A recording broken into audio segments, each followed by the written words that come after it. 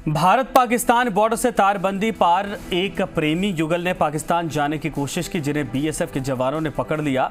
दोनों बाड़मेर जिले के सोमराड़ भारत पाकिस्तान बॉर्डर से तारबंदी को पार कर पाकिस्तान जाने की फिराक में थे। जानकारी के अनुसार सोमराड़ गांव निवासी ताजा राम और सोनी दोनों पहले से ही शादीशुदा थे और उसके बावजूद एक दूसरे से प्रेम करते थे। दोनों को आज ग्रामीणों ने देख लिया, जिसके बाद ग्रामीणों के डर से उन्होंने तारबंदी पार करके पाकिस्तान आने का फैसला किया। लेकिन तारबंदी पार करने की कोशिश के दौरान दोनों को बीएसएफ के जवानों ने पकड़ लिया। बीएसएफ 83 बटालियन के कमांडेंट एमपी सिंह ने भी इसकी पुष्टि की है। वहीं अब बीएसएफ के अधिकारी प्रेमी युगल के तारबंदी के पास जाने के पीछे की असली मंशा क्या थी, इसको लेकर जानकारी जुटाने में जुटे हैं। बीएसएफ सहित विभिन्न सुरक्षा एजेंसियां प्रेमी युगल से पूछताछ कर रही। पूछताछ के बाद बीएसएफ प्रेमी युगल को सिडवा थाना पुलिस को सुपुर्द करेगी।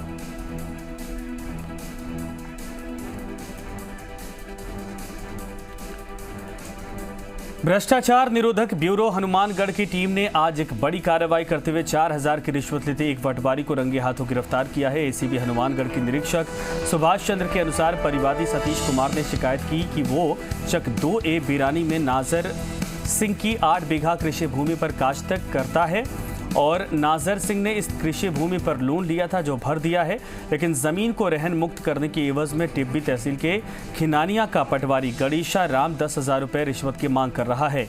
इस पर ब्यूरो ने आज सत्यापन करवाया तो पटवारी से 5,000 रुपये में मामला तय हुआ, जिस पर पटवारी ने आज ही 4,000 रुपये देने की बात कही। इस पर एसीबी की टीम ने 4,000 रुपये लेते पटवारी गणेशा राम को रंगे हाथों गिरफ्तार किया है।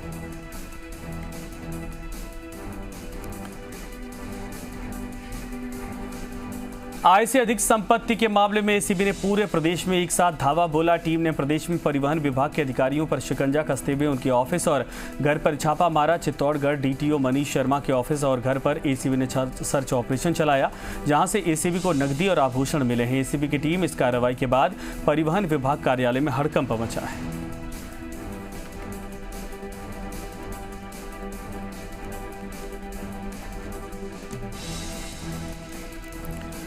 प्रदेश में आज आय से अधिक संपत्ति के मामले में एसीबी ने कई जगह छापेमारी की। जयपुर में जेडीए के जोन मानसरोवर के एक्सीएन निर्मल कुमार गोयल को लेकर ये छापेमारी की गई।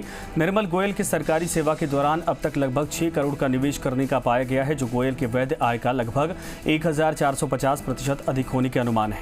छापेमारी में मध्यम मार्ग मानसरोवर जयपुर स्थित निवास स्थान पर टीम को विदेशी और महंगी शराब की 23 बोतलें, $2,000 और 245 यूरो की विदेशी मुद्रा, 2,27,790 रुपये नगद, 2 कार स्विफ्ट और 2 सेंट्रो एफआईआर के अतिरिक्त 1100 गज के कुल 2 प्लॉट्स सुमर नगर जयपुर में, जिन पर निर्माण कार्य जारी है।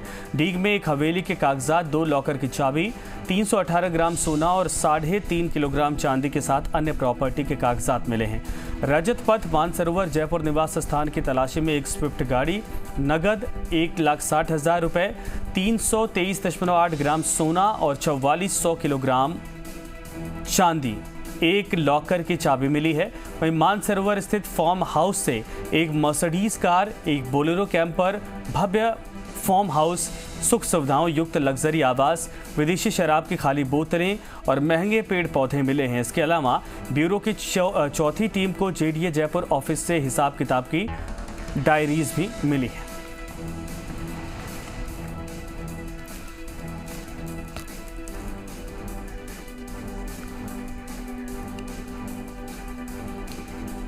बीवीजी कंपनी से 276 करोड़ के भुगतान के बदले 20 करोड़ की डील के वीडियो मामले में एसीबी ने प्रकरण दर्ज किया है, जिसमें आरएसएस के क्षेत्र प्रचारक निम्बा राम का नाम भी उल्लेख में है। लेकिन आरएसएस ने इसे गलत बताते हुए कहा कि बीवीजी इंडिया लिमिटेड कंपनी के प्रतिनिधि निम्बा राम के पास प्रताप गौरव केंद्र उदयपुर में अपने जीएसआर फंड द्वारा सहयोग करने का प्रस्ताव लेकर आए थे।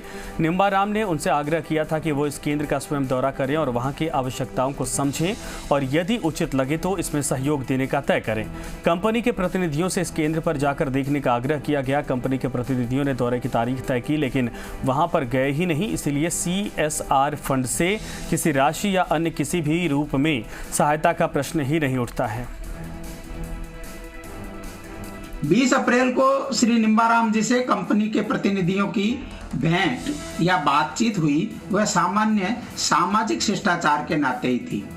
क्षेत्र प्रचारक श्री निम्बाराम जी से समाज क्षेत्र के बहुत से लोग स्वाभाविक ही मिलने आते हैं। उनकी सामान्य शिष्टाचार भेंट को राष्ट्रीय स्वयंसेवक संघ में उनकी भूमिका से जोड़ना निंदनीय है। कोटा के एडीएम आरडी मीणा द्वारा पद का दुरुपयोग कर अपने ही बेटे को आर्म्स लाइसेंस जारी करने के मामले में सी मीडिया की खबर का दमदार असर हुआ है। कांग्रेस विधायक भरत सिंह ने अतिरिक्त जिला कलेक्टर आरडी मीणा पर गंभीर आरोप लगाए। कोटा कलेक्ट्रेट पहुंचकर जिला कलेक्टर उज्जवल राठौड़ को शिकायत की और अब एक और आरोप लगाया है कि सरकारी बंगला अतिरिक्त जिला कलेक्टर के नाम पर है और उनका बेटा उस बंगले में रहता है। आर्म्स एक्ट लाइसेंस के मामले में जिला कलेक्टर उज्जवल राठौड़ को भरत सिंह ने पहले ही पत्र लिखा था कि आरडी मीणा ने 2 महीने में अपने पुत्र विनायक कृष्ण मीणा को आर्म्स एक्ट का लाइसेंस दिलवा दिया। वहीं आम आदमी आर्म्स लाइसेंस के लिए जिला कलेक्टर के चक्कर काट के थक जाता है। जो कुर्सी पर हैं आरडी मीणा साहब, इन्होंने अपने बेटे के नाम 2 महीने में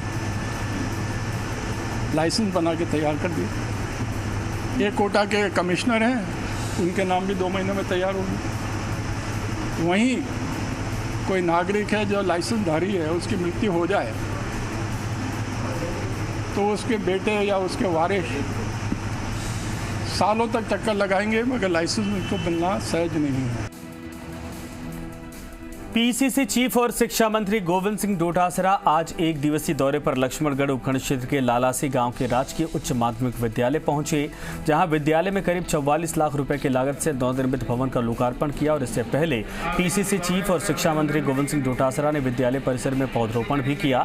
इस मौके पर आयोजित कार्यक्रम में संबोधित करते हुए उन्होंने कहा कि लक्ष्मणगढ़ विधानसभा क्षेत्र में विकास की कोई कमी नहीं आने दी जाएगी।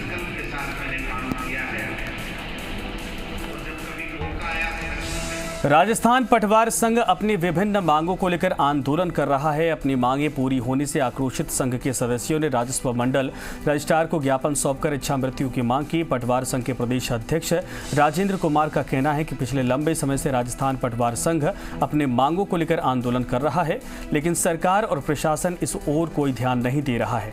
पिछले 2 साल से डीपीसी रुकी हुई है, वहीं ग्रेड पे बढ़ाने सहित विभिन्न समस्याओं को लेकर आंदोलन किया जा रहा है। आगामी 4 जुलाई तक अगर मांगों को नहीं माना गया तो फिर पटवार संघ के साथ ही सभी कर्मचारियों की ओर से बड़ा आंदोलन किया जाएगा। राजस्थान पटवार संघ लगातार अपनी मांगों को लेकर के संघर्षरत है। इसी संदर्भ में आज हमने रजिस्ट्रार साहब को ज्ञापन सौंपा है कि हमें जल्द से जल्द 4 जुलाई तक हमारी मांगों को माना जाए, जो 3 सूत्री मांग पत्र है। वरना राजस्थान के समस्त पटवारियों ने इच्छा मृत्यु की जो है याचिका लगाई है। यहाँ एक तरह की यदि हमारी वेतन विसंगति सुधार नहीं कर सकते तो कम से कम इच्छा मृत्यु की अनुमति दे दी जाए। राजस्थान राज्य बाल अधिकार संरक्षण आयोग बाल श्रम, यौन हिंसा को रोकने और बाल शिक्षा प्रोत्साहन पर और फोकस करेगा। आयोग अध्यक्ष संगीता बेनीवाल ने नए भवन की शुरुआत पर आयोजित कार्यक्रम में ये बात कही। जयपुर में झालाना में राज्य बाल संरक्षण आयोग ने नए कार्यालय की शुरुआत की और इस मौके पर बड़ी संख्या में बच्चे भी मौजूद रहे।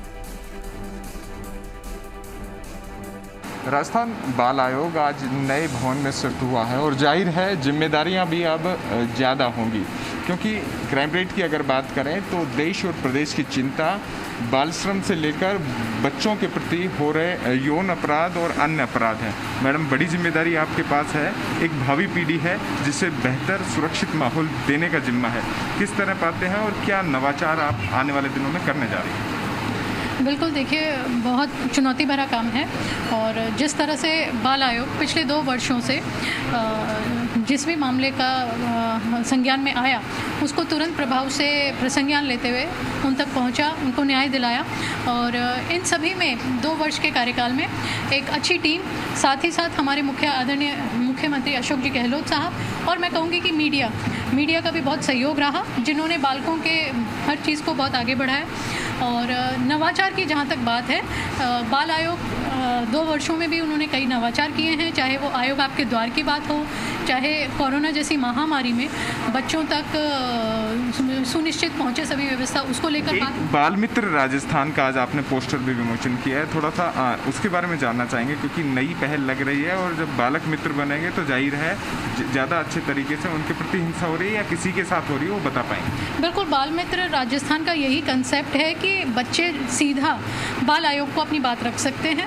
कई गांव ढाणियों में ऐसे बच्चे होते हैं जो अपनी बात अपने माता पिता तक नहीं कह पाते, अपने परिवारजनों को नहीं कह सकते। उसी को लेकर चुप्पी तोड़ो हमसे बोलो या बाल मित्र राजस्थान, बाल आयोग का जिस तरह से अलग से कार्यालय आदरणीय मुख्यमंत्री जी के आशीर्वाद से हो पाया है, तो बच्चे सीधा हमसे संवाद कर पाएंगे, सीधा अपनी बात रख पाएंगे। राजस्थान में बाल मित्र राजस्थान की नींव रहे, उसी को देखते हुए पूरे प्रदेश भर में बाल अधिकार विभाग द्वारा भी अभी आदेश जारी कर सभी जिलों में बाल मित्र भी किए जा रहे हैं सुनिश्चित। अध्यक्षा संगीता बेनीवाल, 2 साल बेमिसाल के आधार पर आज इन्हें नया भवन भी मिला है, नई जिम्मेदारियां भी हैं, नई हेल्पलाइन की बात करें या फिर बाल मित्र राजस्थान जैसी पहल की, तो बाल आयोग लगातार कुछ नवाचार कर रहा है। उम्मीद यही की जानी चाहिए कि यौन हिंसा से ग्रसित, बाल श्रम से ग्रसित और पीड़ित बच्चों और ख़ासतौर पर शिक्षा के लिहाज से अगर हम बात करें तो बाल आयोग लगातार उनकी मदद के लिए आगे रहेगा और एक भावी पीढ़ी को बेहतर माहौल राजस्थान में मिल सकेगा। वीडियो जर्नलिस्ट मनीष के साथ अंकित तिवारी, जी मीडिया, जयपुर।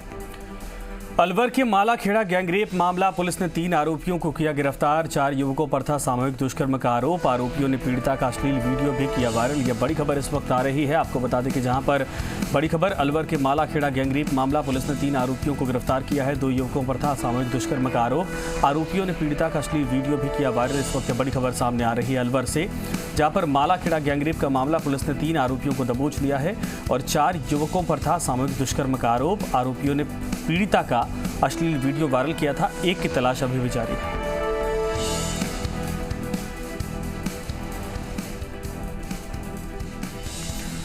डॉक्टर्स भगवान तो नहीं, लेकिन भगवान से कम भी नहीं है, ये एहसास करवाया कोरोना काल ने।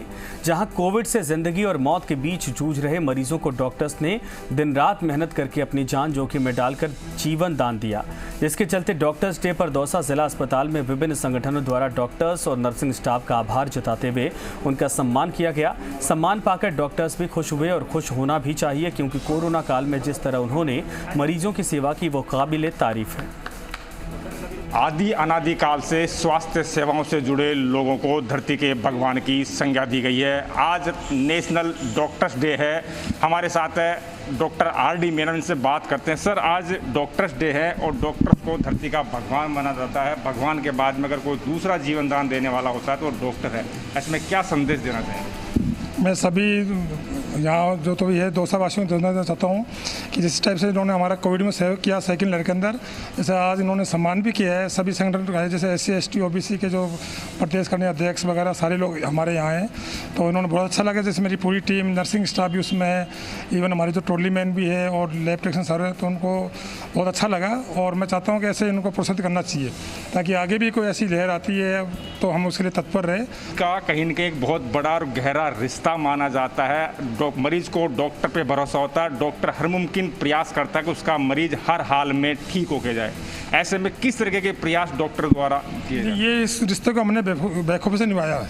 उसके हमारे पास इसमें प्रत्यक्ष प्रमाण भी है, जो हमारे पेशेंट ठीक होकर जा रहे हैं तो उनको भी ये कह के जाते हैं कि साहब आपके साथ साथ जो आपने जो अपनी टीम को अपडेट किया वो भी बधाई के पात्र है। ये नहीं कि हम डॉक्टरों ने काम किया है, बाकी सारे जो हमारे साथ अटैच है, जो भी नर्सिंग स्टाफ है, जो हमारी टीम, तो हमने उनको पहले ये कहा कि अपने को मानवता के हिसाब से पहले फ्रंट पर लाना है। डायनम ट्रीटमेंट तो चलो एक कॉमन सा होता है। भगवान के बाद में डॉक्टर है जो शरीर में कहीं भी तकलीफ होती है तो उससे उभारता है, बाहर निकालता है। ऐसे में कहीं न कहीं डॉक्टर और मरीज का एक गहरा रिश्ता होता है, दोनों में एक दूसरे के प्रति विश्वास होता है।